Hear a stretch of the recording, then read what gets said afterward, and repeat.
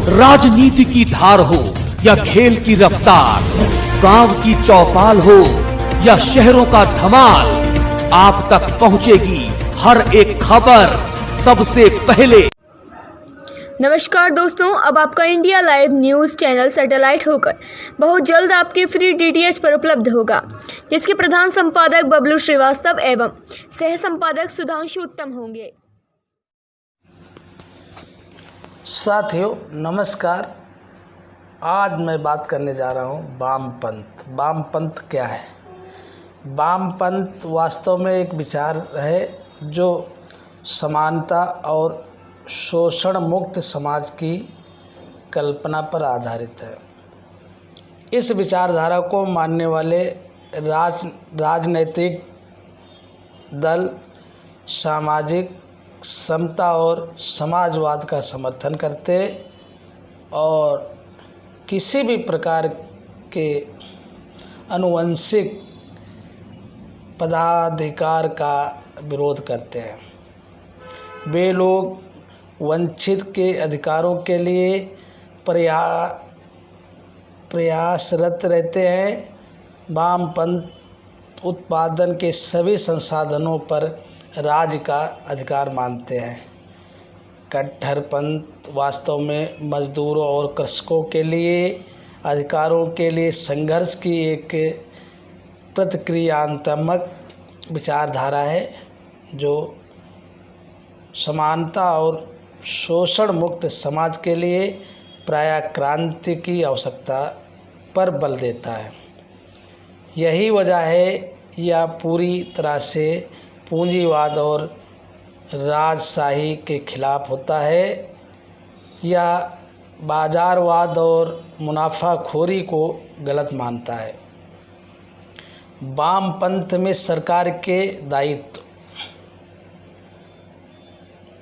वामपंथ कई मामलों में सरकार को सामाजिक सुरक्षा, जन स्वास्थ्य, निःशुल्क जन शिक्षा, रोजगार, पर्यावरण, कठोर श्रम कानून आदि के लिए उत्तरदायी माना जाता है और इन क्षेत्रों में सीधे सरकार की भागीदारी चाहता है। वहीं यही वजह है कि साम्यवाद, समाजवाद, सहकारितावाद और उदारवाद सभी वामपंथ खेमे में आते हैं। वामपंथ शब्द कहाँ से आया है? वामपंथ कहने के पीछे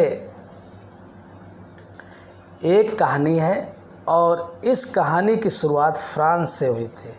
सन 1989 में फ्रांस के राष्ट्रीय असेंबली में संविधान का मसौदा तैयार करने के लिए बैठक बुलाई गई थी। फ्रांस के राजा लुई 16 को कितना अधिकार मिलना चाहिए इस पर चर्चा होनी थी। सभा में उच्च वर्ग और पादरी वर्ग के साथ साथ मजदूर वर्ग के सदस्य भी थे। उच्च तथा पादरी वर्ग के लोग सामान्य तथा साधारण मजदूरों के साथ साथ नहीं बैठना चाहते थे, अतः वे उनसे अलग पीठासीन अधिकारी के दाईं ओर बैठ गए और वर्ग राजशाही का समर्थन था और समाज की पुरातन व्यवस्था को बनाए रखने के पक्ष में थे। दूसरी तरफ आम जन से आए हुए सदस्यों का मत राजशाही का विरोध करना था। ये लोग पीठासीन अधिकारियों के बाईं ओर बैठे। यहीं से इन लोगों के लिए लेफ्ट विंग तथा पुरातन व्यवस्था के समर्थन के लिए राइट विंग शब्द का प्रयोग होने शुरू हुआ। बाद के कुछ वर्षों में अखबारों ने इन शब्दों का खूब इस्तेमाल किया। हालांकि बीच के कुछ वर्षों में फिर से टर्म लुप्त हो गया। पुनः 1814 ईस्वी में फ्रांस में संवैधानिक राजशाही शुरू होने पर लिबरल और कंजर्वेटिव पार्टियों के सदस्यों के बैठने की व्यवस्था बाएं और दाएं हो गई।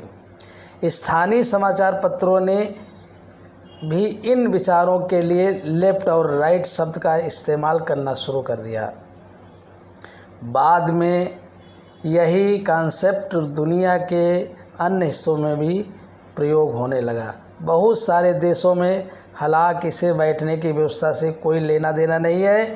लेफ्ट और राइट का यह कॉन्सेप्ट बाद में इन राजनीतिक पार्टियों एवं पैमाने पर बन गया और सभी राजनीतिक दल अपने को इसी से संदर्भ में centre left, centre right, extreme left और एक्सट्रीम राइट के रूप में पेश करने लगे। वामपंथ के सिद्धांत। साथियों, वामपंथ समाज में अंतिम व्यक्ति तक विकास और समानता की वकालत करता है। यह समाज में परिवर्तन और नए विचारों की वकालत करता है और परंपरा, अंधविश्वास और कुरीतियों की हमेशा खिलाफत करता है। कट्टर वामपंथ में धर्म और जाति का कोई स्थान नहीं है। हालांकि उदार वामपंथ धर्मनिरपेक्ष समाज की वकालत करता है। वामपंथ हमेशा से परिवर्तन और सुधार का पक्षधर रहा है और इसके लिए वह क्रांति के लिए भी तैयार रहता है। वामपंथ पूंजीपतियों पर ज़्यादा टैक्स लगाने का हिमायती होता है। वामपंथ के समर्थन समलैंगिक विवाह को स्वीकार करते हैं। वे मृत्युदंड के प्राय खिलाफ होते हैं और एग्रीमेशन के पक्ष में होते हैं।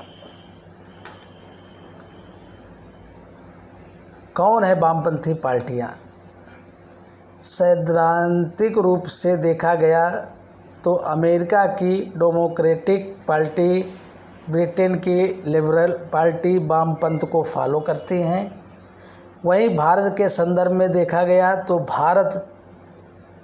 भारतीय जनता पार्टी, शिवसेना और AIMIM को छोड़कर बाकी सारी पार्टियां वामपंथ का अनुसरण करती हैं। इनमें कम्युनिस्ट पार्टी, एक्सट्रीम लेफ्ट तथा समाजवादी पार्टी और कांग्रेस, परिवर्तन मंच आदि राजनीतिक पार्टियां कहीं न कहीं सेंटर लेफ्ट में आती हैं।